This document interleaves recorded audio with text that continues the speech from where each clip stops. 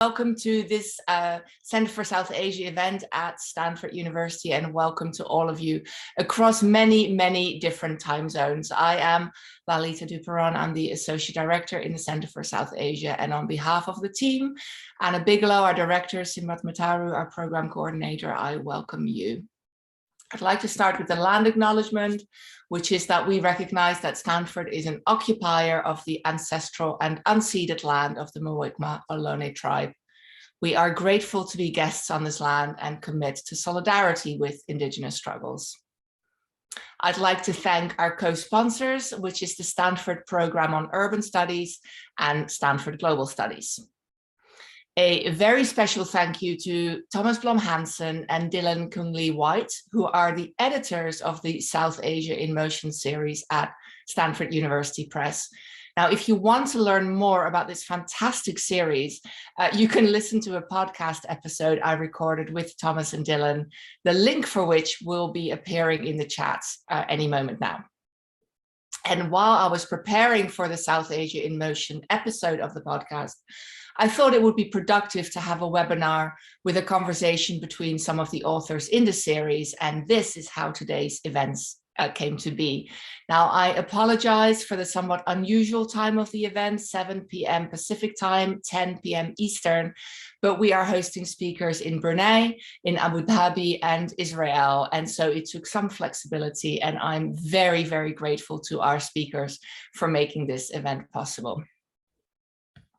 Today's moderator is Ravinder Kaur, a historian of contemporary India.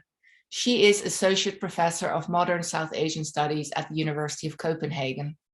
She is the author of Brand New Nation, Capitalist Dreams and Nationalist Designs in 21st Century India, and since 1947, Partition Narratives Among the Punjabi Migrants of Delhi.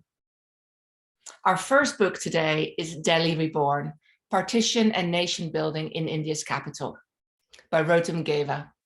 She is a historian of South Asia concentrating on 20th century India. Her research and teaching interests include colonialism, nationalism, territorial partitions and mass violence, and urban history. The book focuses on the history of Delhi during the years 1940 to 1955, exploring the city's transformation under the pressures of the Second World War and the partition of India. Bridging studies of high politics with the ground level experience of partition, it shows what the politics of the nation state meant in everyday life. Our second book this evening is The Right to be Counted, The Urban Poor and the Politics of Resettlement in Delhi, by Sanjeev Routray, who is an assistant professor in the Institute of Asian Studies, University Brunei Darussalam.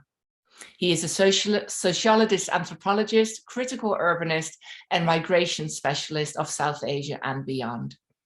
In the book, he examines how Delhi's urban poor, in an effort to gain visibility from the local state, incrementally stake their claims to a house and life in the city. He describes the process of claims making as an attempt by the political community of the poor to assert its existence and numerical strength, and he demonstrates how this struggle to be counted constitutes the systematic and protracted political process by which the poor claim their substantive entitlements and become entrenched in the city. The webinar today will run for about 75 minutes. You can use the Q&A box at the bottom of your screen anytime during the webinar. And I will now hand off to our first speaker, Professor Rotem Geva. Thank you so much. Yeah, so hi everyone.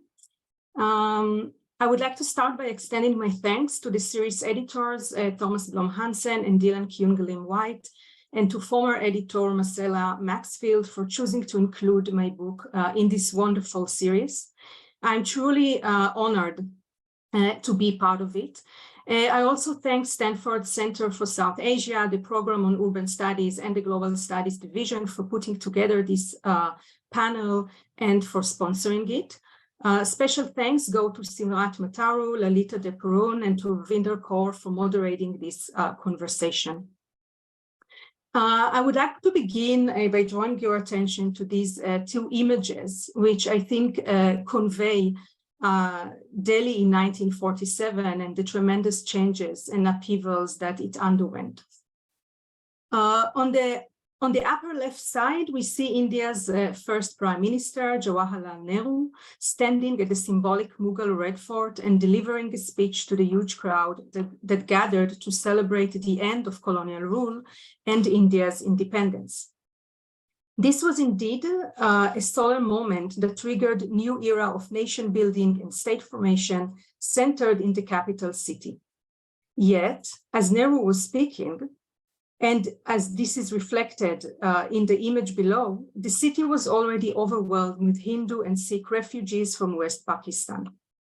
Within a short span of a few months, 500,000 refugees arrived in the city, many of them traumatized and desperate for food, housing, and employment. Just 2 weeks after independence, major violence targeting Delhi's Muslim population broke out, driving roughly 350,000, more than 2/3 of the Muslim population, out of the city to Pakistan. Thus, partition brought about major demographic, socio-political, cultural, and spatial changes. The book explores how the partition dislocations conveyed with the project of nation building and state formation in restructuring the capital city, or in short, how the twin events of partition and independence remade Delhi. This image below that I choose for the book conveys the overall analytical approach that I try to utilize. On the upper left side, we see again the same famous image of celebrations of independence in Delhi. Taken from above, it centers on the Prime Minister while capturing the massive crowds and symbolic landscape of the old city. It is an image that carries the perspective of the state. The image at the bottom, which is the one I selected for the book, captures the same event but from below, thereby giving a glimpse of the messiness and the more prosaic dynamics played out on the ground. This messiness is related to the overarching theme of the book, a book of a history of uncertainty. The uncertainty is a product, I suggest, of the liminality of this period, as Delhi experienced the shift from colonial order to nation state. This shift was a twilight time, combining features of the imperial framework and independent nation state, and the book attempts to capture the lived experience of this liminality and uncertainty. In terms of time frame, I join recent studies of decolonization and partition in emphasizing that rather than a short-term event clearly bounded in time, these were protracted and gradual processes. The book starts its exploration in the late 1930s and concludes in the mid-1950s. To give just a brief overview of the book's main topics, Delhi Reborn analyzes how the crisis of the colonial state during the Second World War induced a particularly utopian and millenarian sense of time, which, along with the war's dislocation and economic distress, produced an intense and volatile mass politics. It looks at the rise of the Muslim League and a demand for Pakistan in Delhi. It then traces the growing communalization of the cityscape in the run-up to independence, the refugee crisis, and the dynamic of ethnic cleansing that took place in September 1947.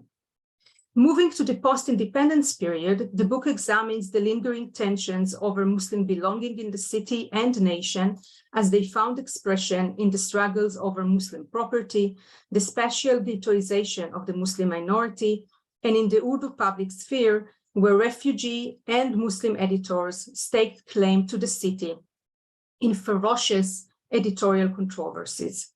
Thus, a major theme running through the book is the crisis of secularism at the very inception of India, and how this crisis unfolded in and reshaped the capital city demographically, spatially, and politically. This crisis inhered in the very contradiction of a secular democracy established through a religious-based partition. Looking at state surveillance and preventive detentions and debates surrounding it, the book also chronicles the tension between the urge to democratize political life in the new republic, and the authoritarian legacy of colonial rule, augmented by the crisis of partition. So to recap, the book fleshes out two fundamental tensions that play out in the city in this critical period. One, between a secular democracy and a religion-based partition, and the other between civil liberties and authoritarian impulses. The book also highlights that Delhi's role as the national capital influenced how these conflicts played out. Urban politics was intimately tied to national politics.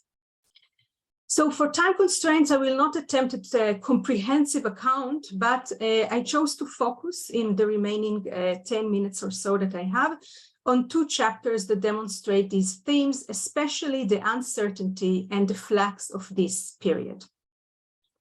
The first example I would like to introduce is the first chapter that explores the political and territorial imagination of people in this period, and how it reflected the intermeshing of imperial framework with a nation state.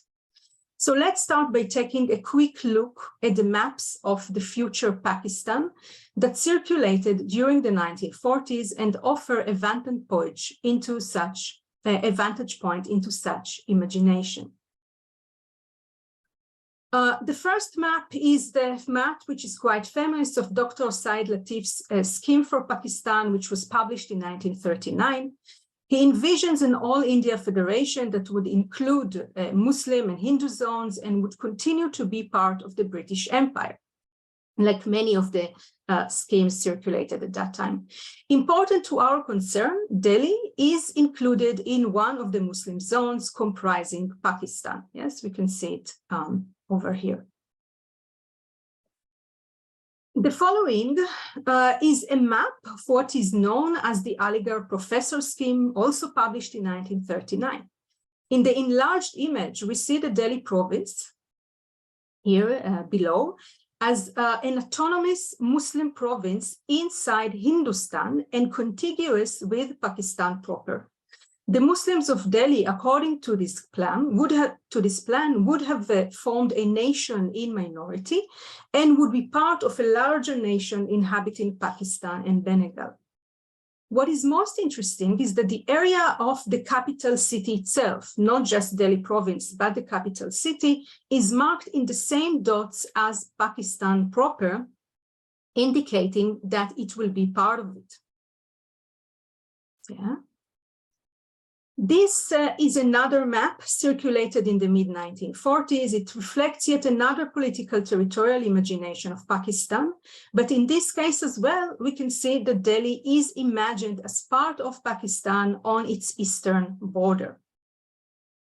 This fourth and last map, which was, I found it in the archive, it was published by the Muslim League organ Dawn in August 1946, just a year before partition, provides a very similar map to the previous one that also includes, of course, Delhi in Pakistan. So in these maps, as in other sources I uncovered in this book, it is clear that Muslim Leaguers in Delhi who supported Pakistan imagined that Delhi would be part of it in one form or another. This may seem strange to us today as we think of Delhi as India's capital, located 400 kilometers from the India-Pakistan border. But these maps illustrate that the political and territorial horizon of expectations in the 1940s was much more open-ended and flexible, determined and constrained by the geographical framework of empire and of a unified subcontinent. This makes Delhi's Muslim Leaguers in the book somewhat tragic figures. They advocated Pakistan and pushed for a structural change whose enormity they could not comprehend, grounded as they were in the twilight of empire. They just could not anticipate that the concrete implications of Pakistan would result in territorial partition, ethnic cleansing, in their expulsion from the city, and in strict regimes of citizenship and control over the borders. What I do in the first chapters of the book, and here I wrap up this first example, is to trace how, as partition neared, the territorial meaning of Pakistan came to surface suddenly and brutally and operated through the violence. So territorialization of the nation state was bound up with urban violence that took the form of ethnic cleansing, that is, a violence that involves purifying the territory from the unwanted minority. The second example I would like to present quickly takes us to the post-partition period. Here I analyze the scramble for Muslim houses as the main catalyst for the lingering violence in the post-partition years. I see conflicts over Muslim property as an index of the great uncertainties concerning Muslim belonging in the city and nation in the aftermath of partition. This uncertainty was the product of the fundamental structural contradiction between a secular pluralist vision underpinning Indian democracy and the partition based on the logic of ethnic religious homogenization. This uncertainty materialized especially in the ghettoization of Muslims in Muslim majority localities called Muslim zones, and in the gradual shrinking of these zones as they were encroached upon. Although these zones were supposed to serve as safe havens for the Muslim minority and being excluded from the custodian of evacuee property jurisdiction, I found that it was precisely in these zones that the custodian operated with a vengeance. So what we have here is just a comparison I made between two tables of the criminal investigation departments of Muslim pockets in the city. And we can see very clearly the decrease in these neighborhoods, in these protected zones from 1948 to 1952. The chapter traces this process of encroachment and uncovers its complex dynamic, which involved violent attacks, bureaucratic violence, informal economy, corruption, and power politics within the localities. Most importantly, I found that the precariousness of the Muslim zones was determined by and reflected the ideological uncertainties of this period, the fundamental disagreements over Muslim belonging in a secular state that polarized sections of state and society. The conflict between a secular and a more religious exclusive vision of citizenship played out first and foremost at the uppermost level of politics in the national cabinet. So here we see Prime Minister Nehru and Sardar Patel, the Home Minister, while the Prime Minister advocated a secular, multi-religious Indian nation with an inclusive citizenship based on birth in a territory. Home Minister Patel was closer in spirit to the Hindu right and doubted that Muslim belonged in the nation at that point in time. And because Delhi was a central charge that was actually administered by the central government, these two people constantly clashed over its affairs, including on the question of the Muslim zones. While Nehru was on the whole intended to protect the Muslim zones, Patel pushed to open them up for refugee rehabilitation. And this uppermost level of political struggle connected to frictions down the line that I recover among bureaucrats, policing forces, and a host of non-state actors that you can see on the side, political parties, semi-official policing forces, social organizations, and activists. So Delhi during this period emerges as an intensely politicized and factionalized space where both state and non-state actors participating, rendering the boundary between state and society extremely porous. The ideological dilemma, and here I draw to conclusion of this period, translated into an ambivalent and undecided policy with regard to the Muslim zones, allowing actors and power struggles within locality to determine the fate of specific localities and specific houses. Thus, ideological uncertainty intersected with the more mundane scramble for material sources in determining the specificity of Muslim ghettoization. The indeterminate status of the Muslim zones turned them into semi-legal zones, rendering their poorer residents vulnerable to evictions. And as in other urban spaces of political society, to use Partha Chatterjee's term, neighborhood bosses and self-appointed leaders advanced their own interest at the expense of poorer residents as they became intermediaries between residents and state agents, in our case, the custodian of evacuee property officials. So I guess I will stop here, and I think that this point actually connects us most directly with Sanjeev's book and presentation. Thank you very much. Thank you, Rotem. At the outset, I extend my enormous gratitude to the organizers, especially Lalita Duperon and Simrat Mathru at the Center for South Asia, Stanford University, for organizing this event.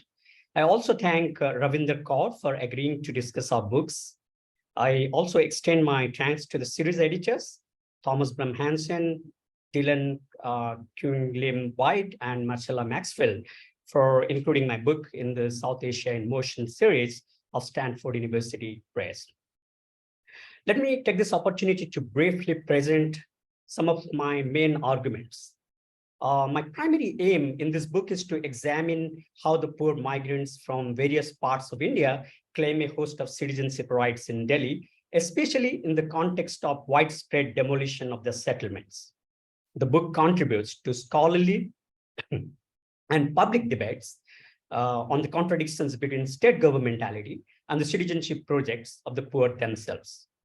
In so doing, I explore how the planning process contributes to social suffering, but also the logic of resistance and the cultural idioms of political mobilization, which emanate from the processes of displacement and resettlement in Delhi.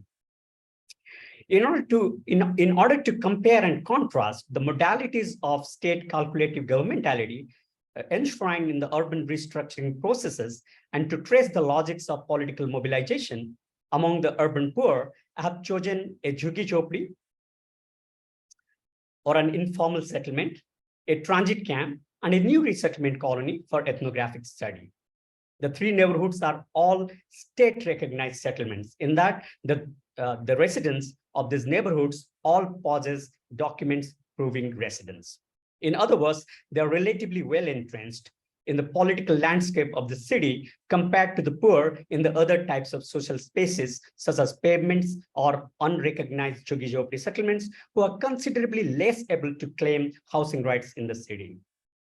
I make my arguments about numerical citizenship based on 25 months of ethnographic and documentary research, 22 months between November 2009 and August 2011, and 3 months between June and September 2017 in these three neighborhoods and a range of state institutions. But let me first explain what I mean by numerical citizenship. Many of Delhi's poor transitioned from being migrants in the city to residents in unidentified jhuggi jhopdi settlements, that is precarious and improvised hutments, to residents in state-recognized jhuggi jhopdi settlements, transit camps, or resettlement neighborhoods. Once they settle in a state-recognized jhuggi, they come under the purview of state regulations and calculations. Their struggles then shape the degree to which they may gain access to sets of entitlements, especially the provision of housing, rudimentary infrastructure, and basic amenities which constitute citizenship in Delhi. In my book, I primarily focus on the complex tactics and counter-tactics of the poor in obtaining a range of social rights and entitlements in the city. Delhi's poor remain embedded in various social, political, and economic relationships, even as they forge and build kinship networks and develop alliances of solidarity across a political and social spectrum in their struggles to gain a foothold in the city. Their overlapping struggles to build jhuggis or hutments, to obtain access to welfare and to provide for basic needs, but also to stop displacements, gain eligibility for resettlement, and secure proof documents constitute a distinctive mode of advancing material claims and political belonging in the city. At the core of these struggles lie incremental efforts to gain visibility from the local state. The right to be counted describes this process of claims making as a struggle for numerical citizenship, or the struggle to be counted and for a political community of the poor to assert its numerical strength. Struggles over numerical citizenship constitute the systematic, protracted, and incremental political processes by which the poor become entrenched in the city.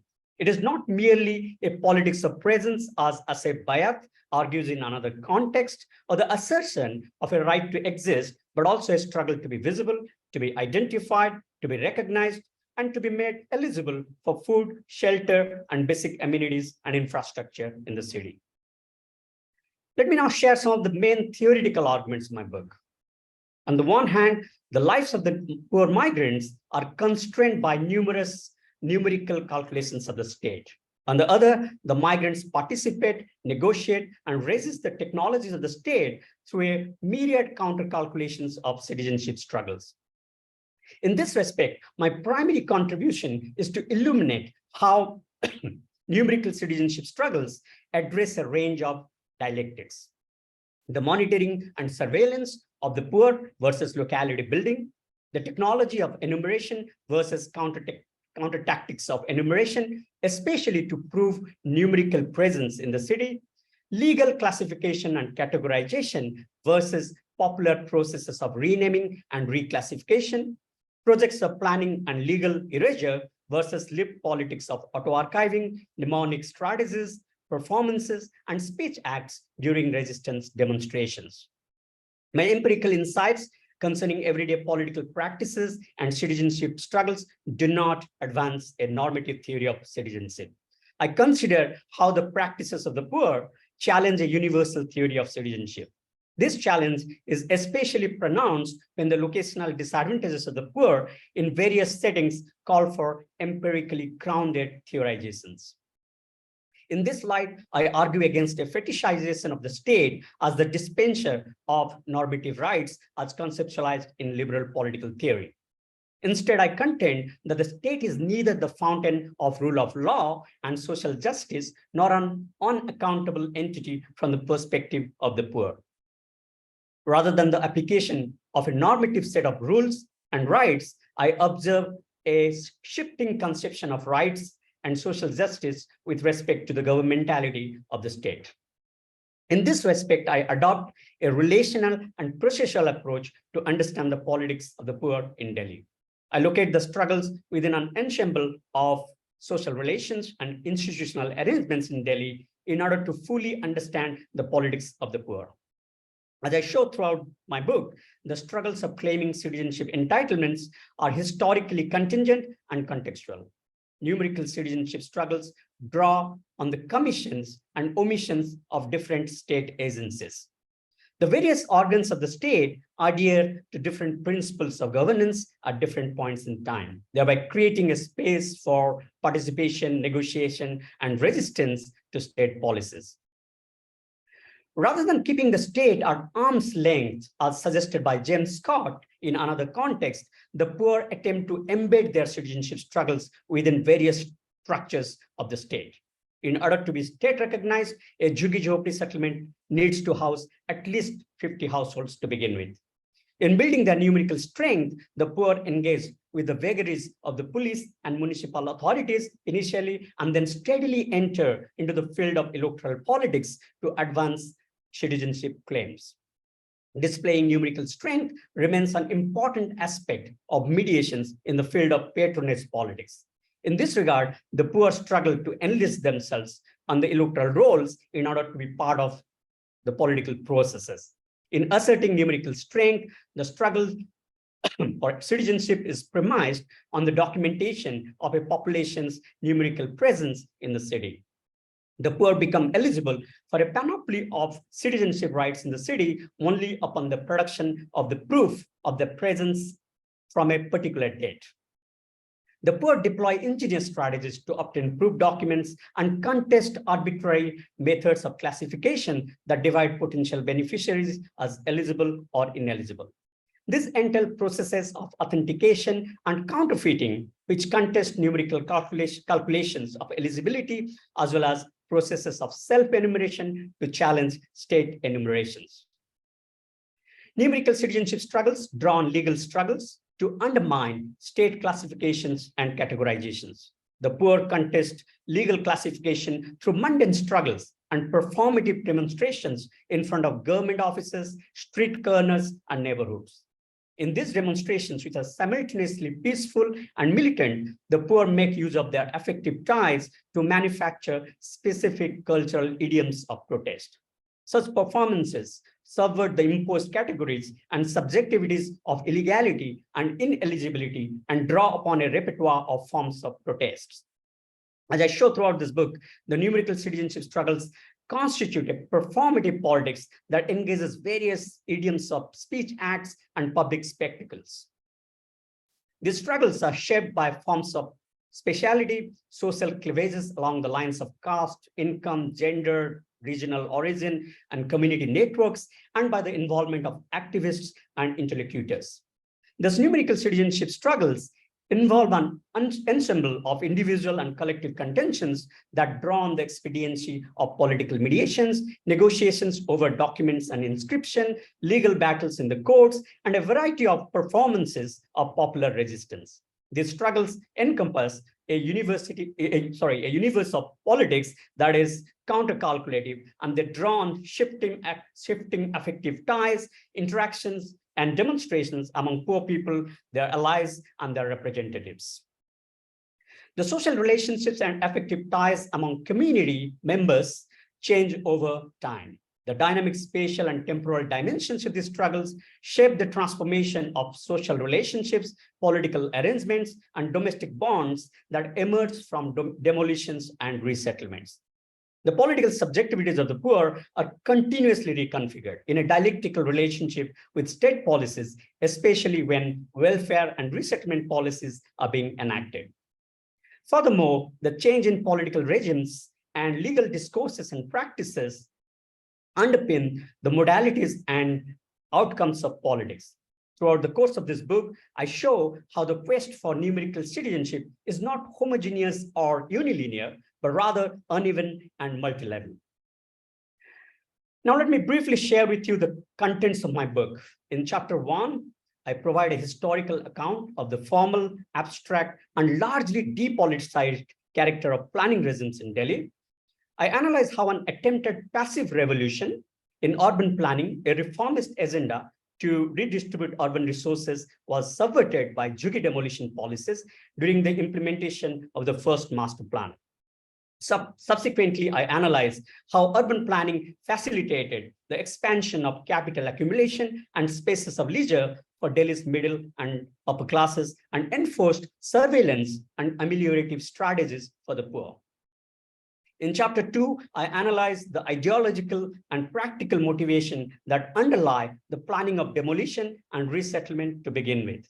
Then I examine the social suffering endured by the poor as a result of the structural violence of demolition and resettlement in order to provide the context to analyze the numerical citizenship struggles in Delhi. In chapter 3, I examine how various kinds of intermediaries mobilize a kind of arithmetic calculus, that is an assessment of the numerical strength of the poor in the neighborhoods to demand space and infrastructure in the city. I address the tactics and techniques of 3 kinds of intermediaries, namely neighborhood chiefs, self-fashioned social workers, and lower-rung government workers who originate from and act on behalf of these informal settlements. The intermediaries possess a range of forms of capital and are defined by social identities and diverse sources of legitimacy and motivations.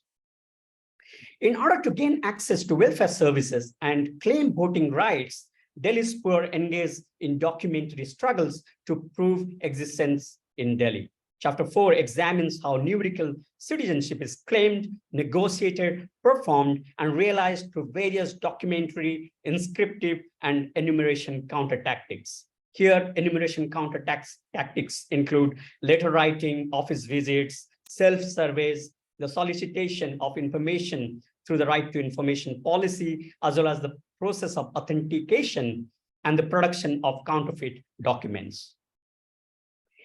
In chapter 5, drawing on 2 court cases, one against demolition and one for resettlement, I considered the contingent circumstances that shaped the negotiation of law and legal outcomes in Delhi. Through an analysis of legal negotiations in everyday contexts, I explore how poor people navigate the judiciary by rejecting legal classifications, building social relationships and alliances, and contesting existing land use and class relations. With a focus on various exclusionary processes of urbanization and urban policies, Chapter 6 examines the cultural idioms and performances of resistance employed by Delhi's urban poor in citizenship struggles. I show that while the displays of numerical strength in these resistance demonstrations remain central, the protest events, especially felicitation ceremonies, contribute to the reinvention of community solidarity. I show how militant protests are intelligently calibrated and mostly symbolic in nature, although they may also entail direct verbal or physical attacks on specific targets. The conclusion explicates why the idea of numerical citizenship has analytical purchase. By evaluating theoretical and empirical resonances with the struggles of the poor in other megacities, I offer a distinct approach to understanding citizenship and the right to the city. In identifying the merits and challenges of numerical citizenship, I emphasize the significance of the demographic calculus, the contingency of collective solidarity, and the range of improvisational tactics for establishing numerical presence in the city. In so doing, the theory of numerical citizenship that I propose is attentive to the dynamic nature of social spaces, the temporal dimensions of struggles, the salience of social divisions and alliances, and the heterogeneity of state practices that remain central to understanding the political agency of the urban poor. I conclude with some remarks on how recent legislation passed by the Indian government, the Citizenship Amendment Act, and subsequent plans to register citizens is affecting residents in my field sites and the implications for their struggles for their right to the city. I'll stop here. Thank you. And now I take this opportunity to invite Ravinder Kaur to discuss and comment on our respective books.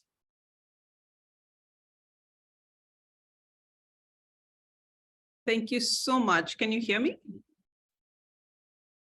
Thank you so much, Rotem and Sanjeev. And first of all, I want to begin by congratulating both of you for this. It's a remarkable moment to have your book published after so many years of hard labor. So congratulations. I also want to congratulate South Asia in Motion series at Stanford University Press. And of course, thank you so much to both Lalita and Simrit for organizing this session. So what I'm going to do is to lay out a few thoughts, and I hope that that will be the beginning of a conversation that we can have. And already at this stage, I would like to invite the audience who are here. Welcome, everyone. If you have questions, comments, please do already. You're welcome to put your questions in the chat, or you can also raise hands if you wish. So this is an open invitation to engage with the authors of these two absolutely splendid books, I would say. So I've been reading your work both as a scholar, but also as someone who was born and brought up in Delhi. So this is the city perhaps I know the best in the world. So the two books tell stories of transition, of rupture and new beginnings, and of making a claim to the city and citizenship. It is the quest to belong, the very old quest to belong, to be present, to be seen, to be heard, and to be counted. While Delhi Reborn is set against a great historical rupture, moment of rupture, that is partition, the birth of an independent nation and the rebirth of Delhi city following the demographic transformation, the right to be counted delves into the everyday ruptures in the post-colonial city, the routine, unceasing struggle of the poor to live and earn livelihoods in the city. And indeed, to make a transition from being a migrant to a resident. The citizen state encounters, that is paperwork, bureaucracy, IDs, and identities as such, underpin both books in different ways. Geva's work takes us to the refugee settlements and neighborhoods in transition.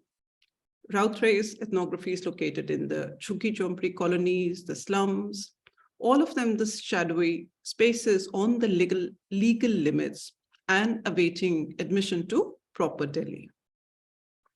So put simply, the two works together draw our attention to what is deemed excess population, excess neighborhoods, excess language, or excess identity.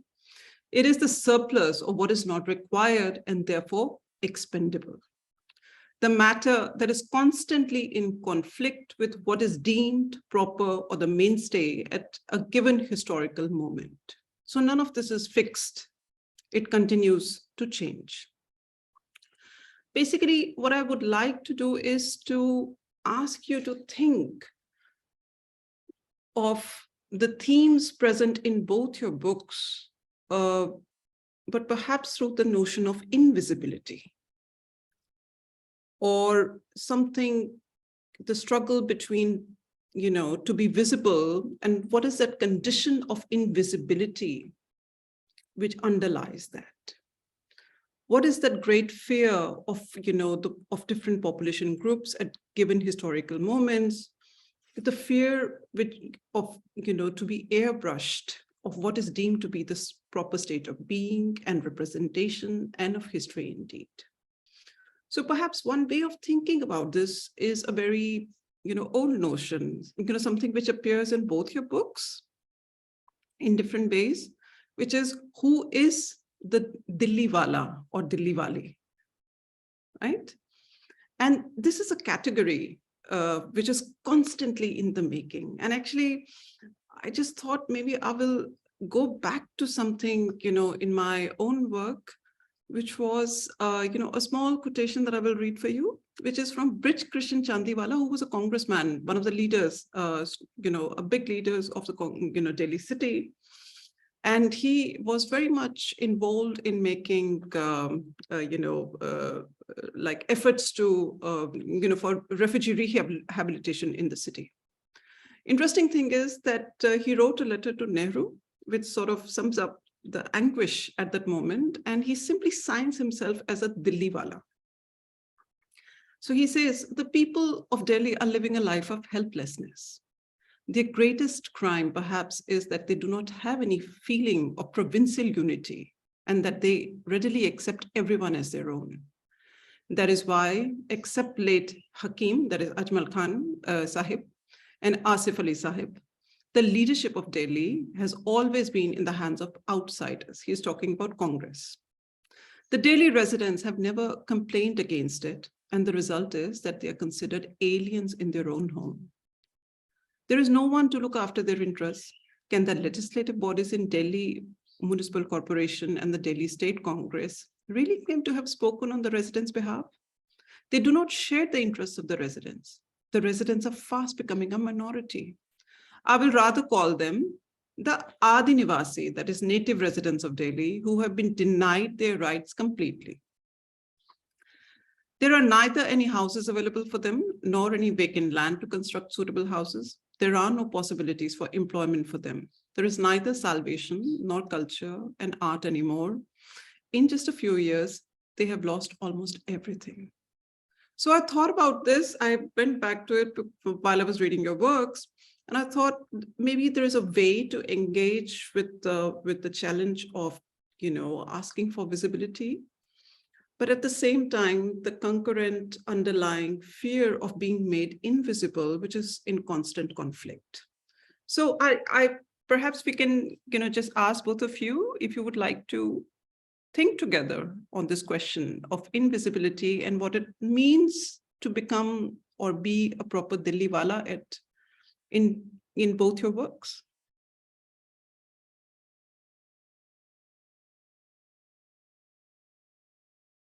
Should I start? Please go ahead. Okay.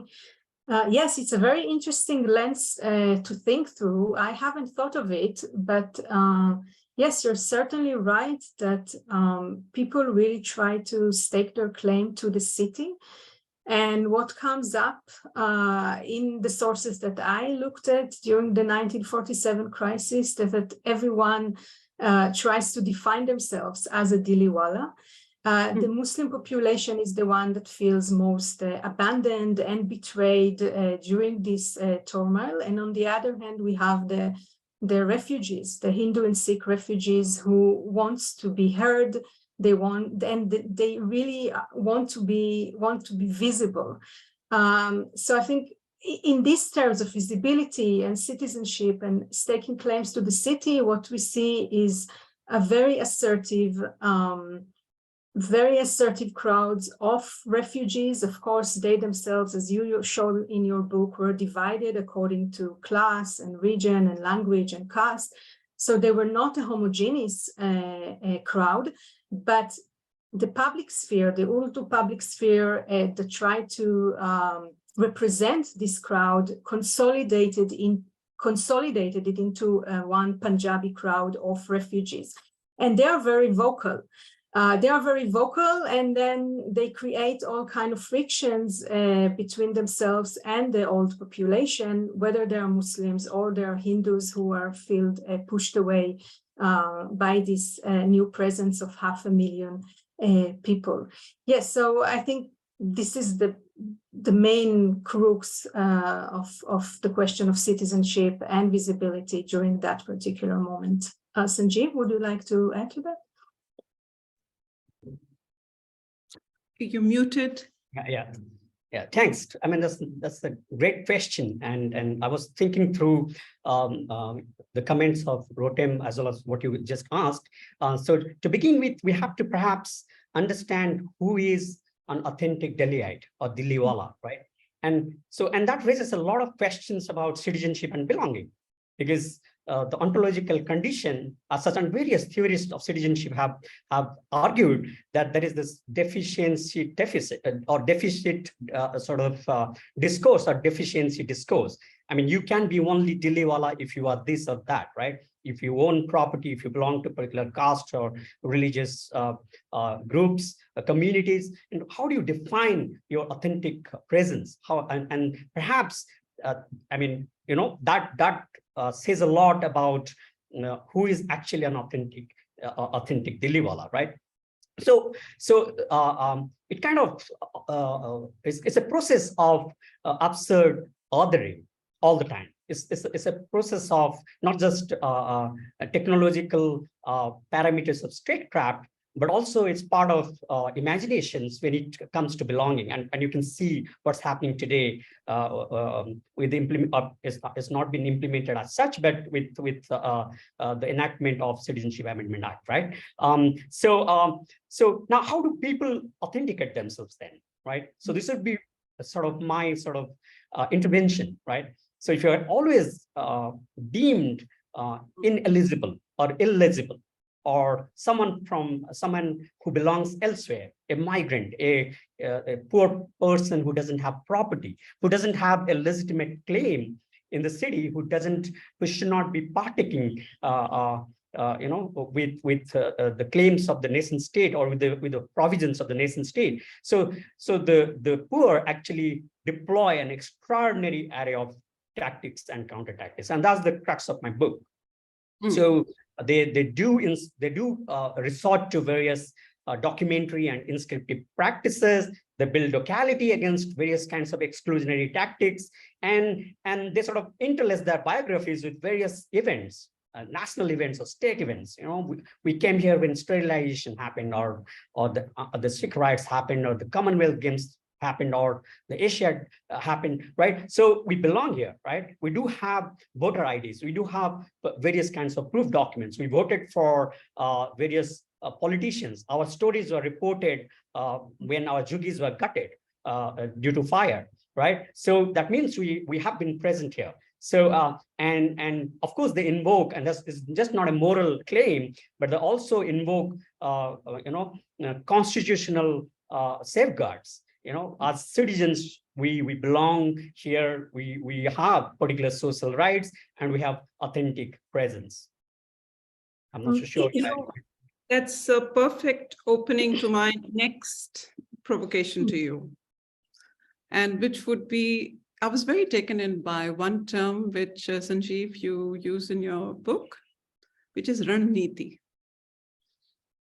And literally translated, Rananiti would mean war strategy, battle strategy.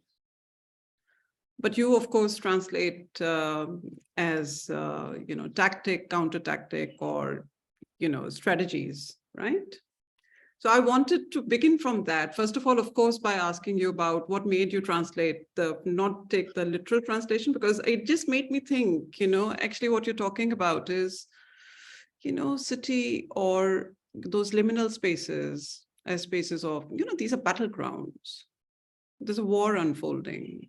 So Rananiti literally is that you are in a battle, you're in a battle mode all the time, if I understand the book. So this is just a provocation, just beginning to think like, so in the land literature or city literature, often people would say, possession is the 9/10 of the law. So rest of it is 1/10 is what we are discussing, this claim making, right? So I wanted to ask you, both of you actually, that in this process of being, this constant struggle between the condition of invisibility and visibility, this quest to be noticed and to enter the category of an authentic Dilliwala or Wali, what kind of strategies people use in different ways, right? And in both books, I mean, set in different time periods, they take us to interesting, neighborhoods, but yes, there are concurrent themes which run throughout. So I just wanted you to, tell us something about the strategic part and the encounters between state and potential citizens. We can start with you, Sanjeev. Oh, sorry. Okay. Yeah. Go ahead. So yeah. So I think these are interesting questions. And Sanjeev was talking, I realized that I think these kind of tactics in Delhi during partition were couched in nationalist and in the politicized jargon of the period. So refugees drew heavily on the sacrifices that they had to make during partition. And this kind of sacrifice engendered their claim to the city and the feeling that the government really owed them something. So there is a very vocal discourse of entitlement, and this entitlement is grounded in what they went through during partition and the sacrifices. And I think in this sense, they have an advantage over other just labor migrants who come to the city. They were political migrants, they were political refugees, and they knew how to tap into that language. And they also felt very intensely about it. With regard to the Muslims in the neighborhood, also what I saw is how they start to couch and use the political terms of this period. So even when they have struggles over property, evacuee houses, all kind of micropolitics within the neighborhood, they start to accuse each other within the neighborhood, or this and that is a Muslim leaguer actually. He used to be part of the Muslim League. He now pretends to be a Hindu. He now pretends to be a congressee or nationalist congress, but actually he is a Muslim leaguer. He wants to depart to Pakistan. He is an intending evacuee. So what we see is that the very loaded political terminology of that period of partition and citizenship in very religious terms, right? Who is Indian, who is Pakistani, who is Hindu, who is Muslim, enters the kind of tactics and struggles of these residents, also as they approach social workers and the state and the custodians of evacuee property. They use this terminology in order to advance their argument and their claims. So this is the most central point. Sanjeev? Yeah, thanks. So this is a very important question. How do we sort of translate emic terms, or how do we sort of deploy insider categories? And whenever I would speak to people, they would talk about our next run niti. Okay, we should not be going to the MLA anymore. We should go to this activist. We should not go to this activist anymore. We should go to the lawyer. We should just do a rasta roko or road blockade or whatever. So there is this relentless process of trying to sort of subsist in the city, trying to claim various kinds of citizenship entitlements. So in a sense, these are battle strategies, right? But I was just deploying deploying this sort of insider terms as I heard in my field sites, and they were using it in various ways. For instance, to recategorize themselves or reclassify themselves as not being non-citizens or illegal or temporary encroachers. These are very loaded state categories. The state enunciates and automatically vests them particular kinds of conditions and particular kinds of identities. Now, the Raniti is to contest this classificatory strategies, to fight these symbolic battles. And once you fight these symbolic battles, which of course has material sort of outcomes, then you can lay claim to the city. So you could do this in the courtrooms, that we are not encroachers. We have been living here. We have been sort of provided with various kinds of amenities, or you could do it at your street corner, or you could do various kinds of things. So that would constitute, various kinds of rannitis. So it's not just as Parthidates says, moral conduct, and he makes a difference, a distinction between moral conduct and niti, policy or tactics. And I sort of invoke that, but then I talk about various other kinds of tactics and counter tactics, a labyrinthine maze of tactics and counter tactics that the poor deploy, not just outside the parameters of institutional and governmental gaze, but also partaking in state structure. And that is something very key. How state has to be imagined and how state is an important sort of site for struggle. And how do you understand state and how do you understand state-society relationship in post-colonial times is really fascinating. How do people perceive the state? What kind of claims are they making? Are they making in terms of the way we are accustomed to think, according to the received wisdom, or there are different other vocabularies? What kind of languages are they deploying in the field to claim that they belong to the city? So these are things which I have examined, just to give you a little snippet for the audience. If they're interested to read, they could. Perhaps. I think they must read. I think by the way, I must say that these are very well-written books, both of them. So truly enjoyable. But I can already see, I have lots of things to say, but I can see there are audience questions. Perhaps we should take them. And maybe what we could do is just to begin, because it's for both of you, some specific, some broader. So let's begin with Anna Bigelow's question. I'll just read it out. It says, thank you for all the fantastic conversation about Delhi and its complexities. I'm curious if there are any particular features of Delhi's natural and built environments that contributed to either dynamic, that is urban partition, or the informal settlements of the urban poor. That is, what are the affordances of the landscape, extant structures, and other less easily altered geographic features, such as waterways, extant structures of Delhi in the context of identity-based claims to space? That's a very interesting way to think about geography, place as such. I wonder if you want to, respond to. Both of you are welcome. Well, I cannot really relate too much to geography and natural landscape. This is not something I looked at. But in terms of built environment, I found that the Islamic landscape of Delhi, the Muslimness of the city that you can see, in the mosques and dargahs and the different forts spread around the city, was just very important for generating the kind of association of Delhi with Indian Islam and with the right of the Muslim residents to the city. So the idea that I spoke before about, that they never thought they would need to leave Delhi, that they didn't understand the practical implications of partition, was also bound up with the fact that Muslim leaguers, and this keeps coming up in the sources, thought, and they all say that you cannot separate a Diliwala, and here we talk about the Muslim residents, from Delhi, as you cannot separate nails from the flesh. These are intimate connection.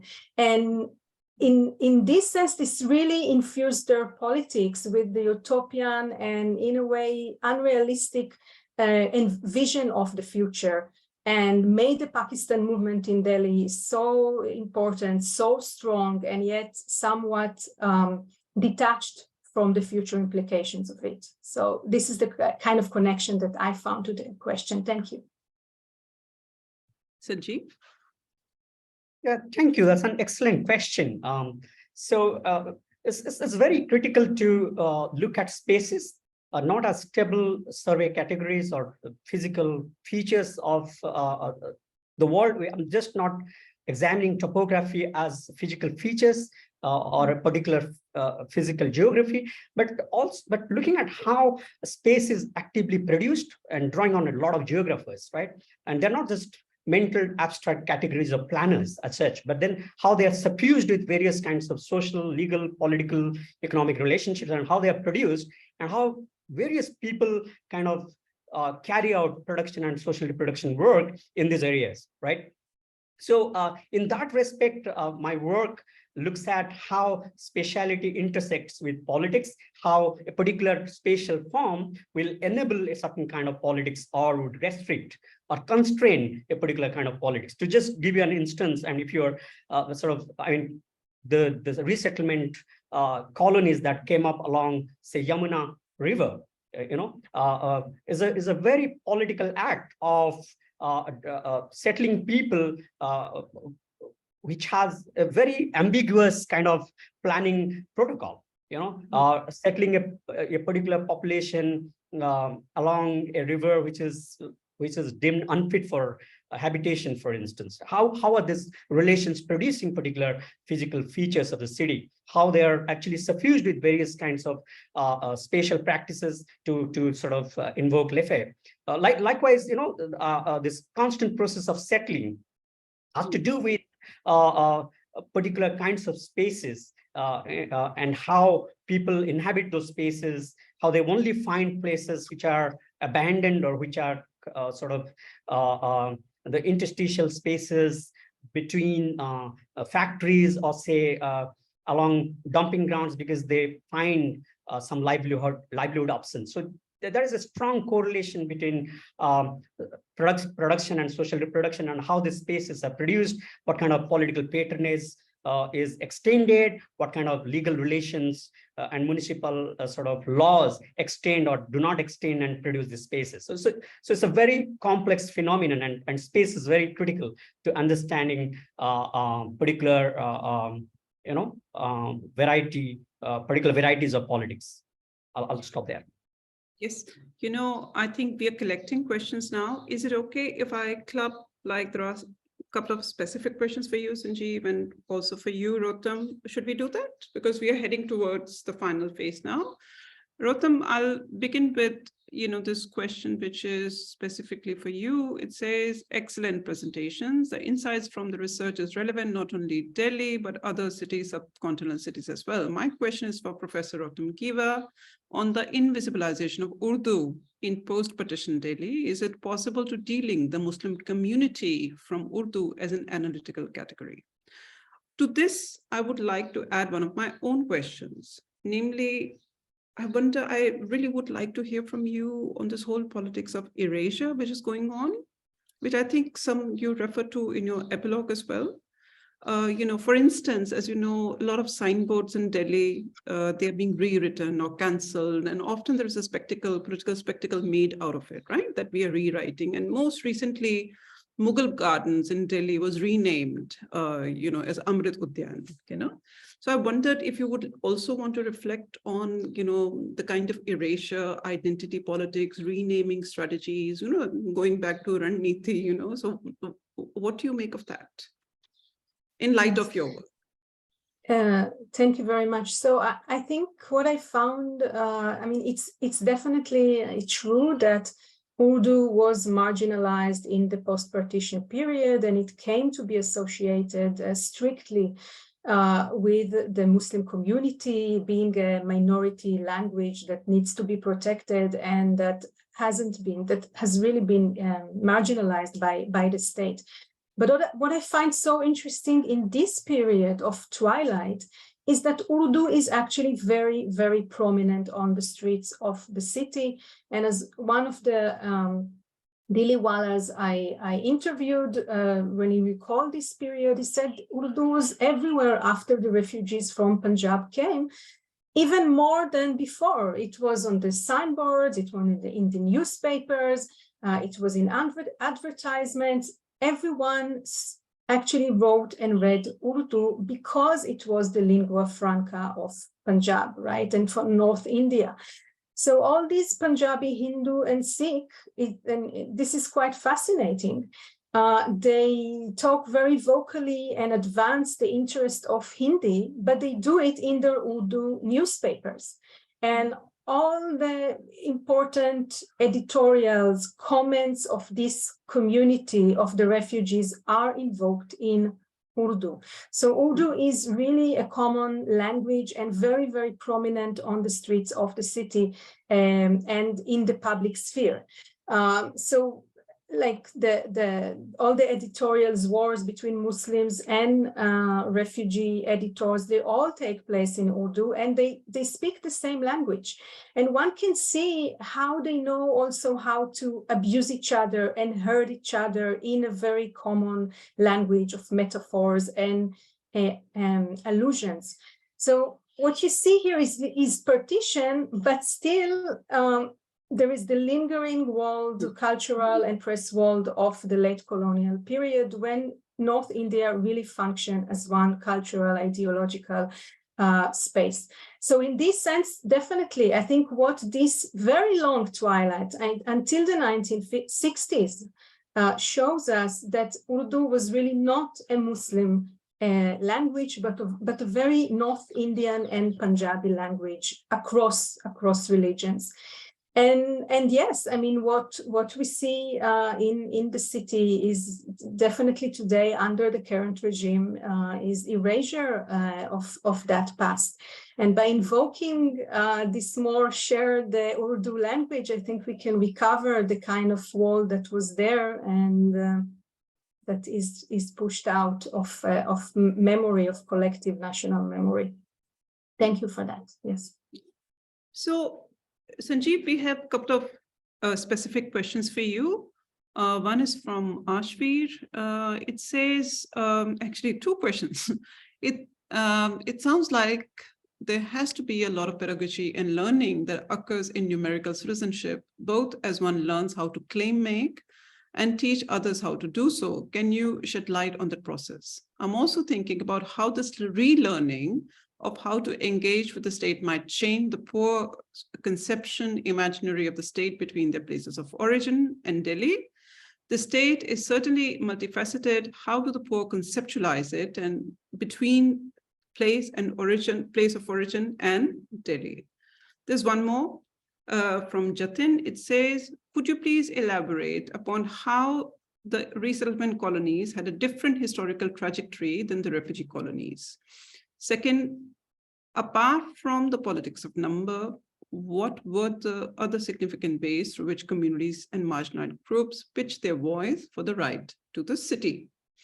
Then there is one more question, which I think is probably for both of you. We can take it as a last. Please. Hey, thank you for these excellent questions. Oh, the questions are disappearing. Okay. Oh, all right. You can see them in under the section answered. Okay.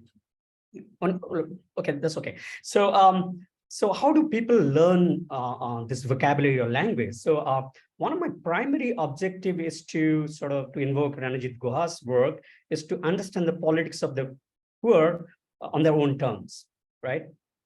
And so I'm not suggesting that somebody out there teaches them, or there is a particular kind of pedagogic process as such, but nevertheless, I show complex alliances and relationships in terms of how the poor learn the language of the state, or how they imitate state rituals or practices, to invoke many anthropologists of the state. So what I sort of analyzed is that there is a labor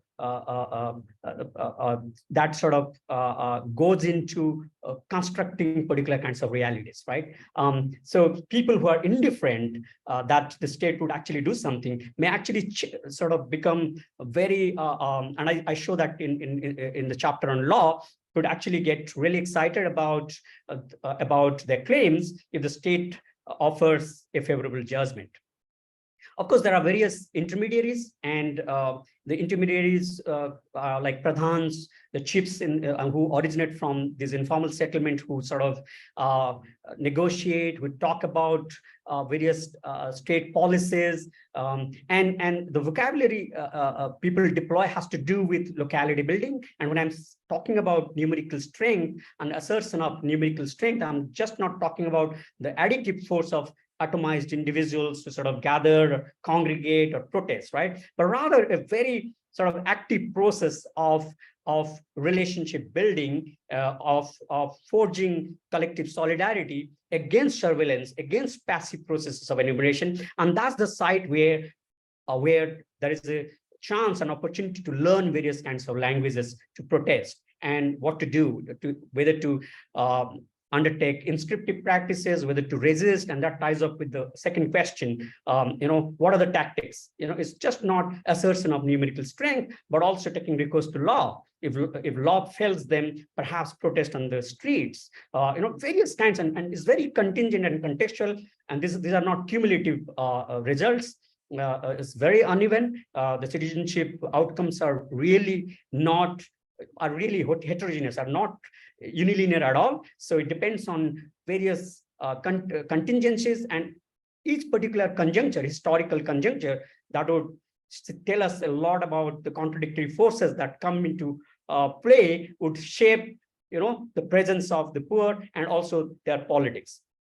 About the question about resettlement colonies and refugee colonies, I suppose Rotem and Ravinder could respond to that question way better than me, so because Rotem's book actually talks about refugees and all. So I sort of started looking at resettlement, and I have a sort of longer temporal view, but I suppose this is a question Rotem would address way more efficiently. So how were refugee colonies built, and what are the politics? But to talk about resettlement colonies, there have been different kinds of resettlement colonies, what happened in 50s and 60s. And that's why the reformist agenda of the state was completely undermined, because there was this constant process of throwing people out of the city presence and resettling them in inhabitable areas, even in 60s and 70s. Forget about the emergency period, which kind of epitomizes,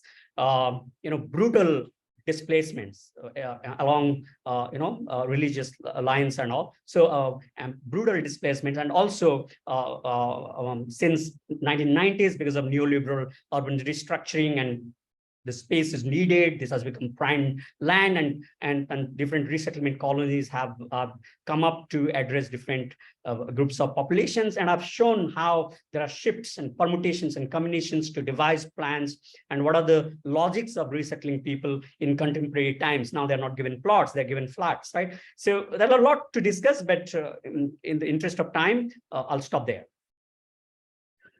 I think that was, again, I think it brings us to the very last question, and it is for both of you. And again, an invitation to also sort of sum up, if you want to have some concluding remarks. The question is by Aura Gonzalez. It says, how does the act and struggle of migration impact migrants, different migrants, partition, contemporary urban poor, relationship with the state? How does this transform politics after migration and contestation for eligibility? Now, in a way, this is literally like the broad, big theme, which are your work. So I think maybe that's a befitting way to sort of conclude, the many strands of discussion that we have had. And, Rotem and Sanjeev already says that you should answer a part of his question as well. So The invitation is open. You muted. Yeah, thanks. So I think with regard to the refugee colonies, well, maybe actually, Ravinder, you are the most authority to speak about it. But my sense, again, is that politically, the refugee colonies were legitimate and they have the political legitimacy in the eyes of the state. And this also discourse of sacrifice and of entitlement saturated the relationship between the migrants, the refugees to the city and the state. So when you look at the documents of this period of the chief commissioner and the rehabilitation commissioner, there is a clear sense that we owe these people, we need to build up the colonies, we need to build up houses, we need to feed them, we owe them that. And actually, well, this is a well-known fact that in terms of the sense of obligation of the state to the refugees from West Pakistan, it was much higher than the sense of obligation on the east side towards the Bengali refugees. So I think this is one major difference between the refugee colonies, where the state really feels it is obligated toward them, and the more illegal settlement that came up later. So the political discourse around partition, around the sacrifices, and the more communalized language of who is a citizen, and a citizen is implicitly a Hindu and a Sikh, came to inflect the relationship between these migrants at that particular moment and the state. So that was also my comment on the last question. Thank you, Sanjeev.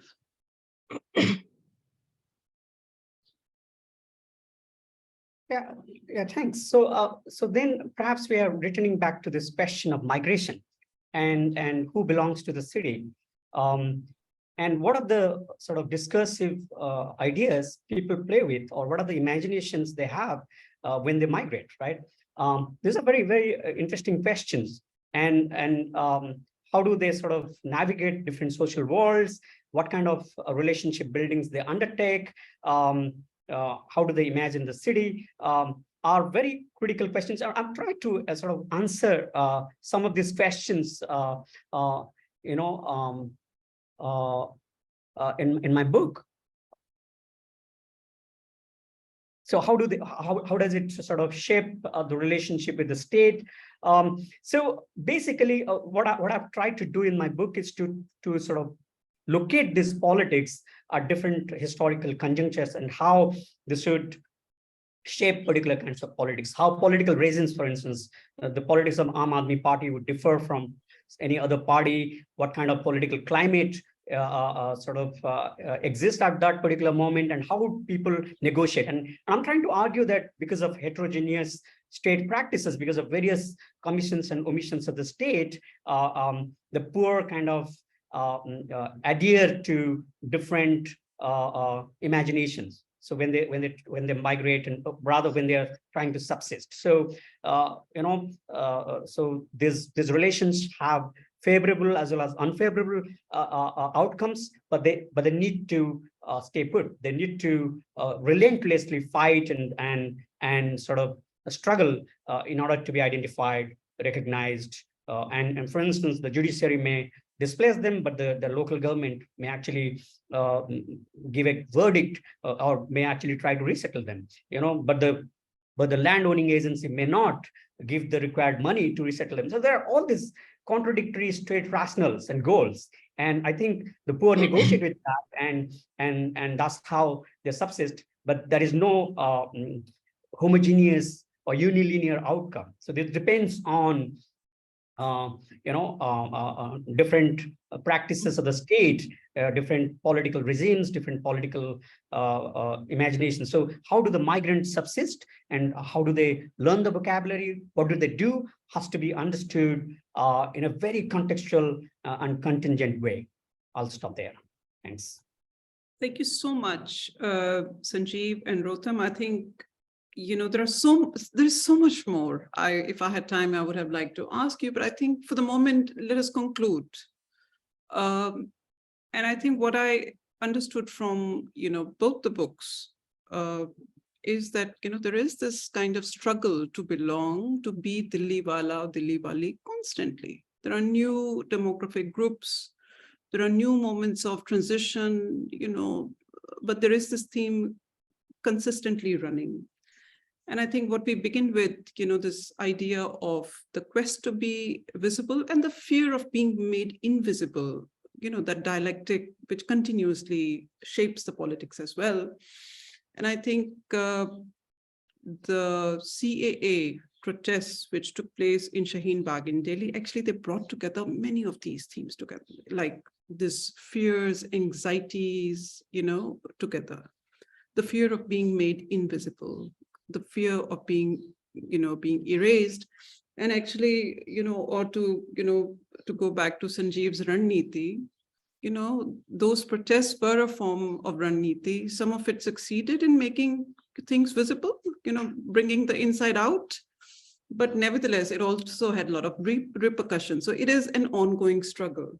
So I think what I would say to everyone who has been here is that please go ahead and get these books. There is a link in the chat. Do get a copy. These are extremely well-written books and an enormously productive, useful addition to the literature on Delhi city, which I think Mumbai city has received a lot of attention. We need to pay a bit more attention to Delhi city as such. And this is a fantastic addition. And I can only congratulate the authors, the series editor, as well as Stanford University Press for bringing these books out. And on these words, I will pass it on to Lalita. Thank you. I just want to thank you all for being here at various hours of the day and night. Thank you to our audience members. And please find out all about our events at our center, southasia.stanford.edu. And there'll be a slide in a moment with all our social media as well. So please follow us and stay connected. Thank you so much. Thank you. Thank you. Thank you. Thank you so much.